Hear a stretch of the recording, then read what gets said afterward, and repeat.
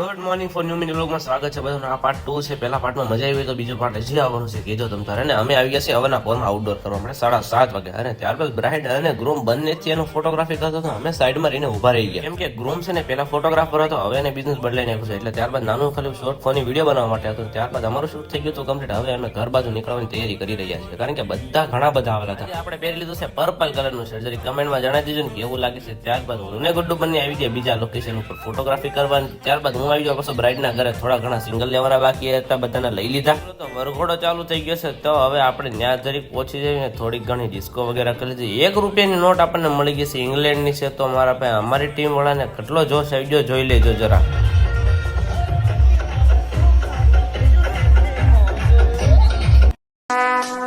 Would like to take notes while I take totes of the marijuana smoke.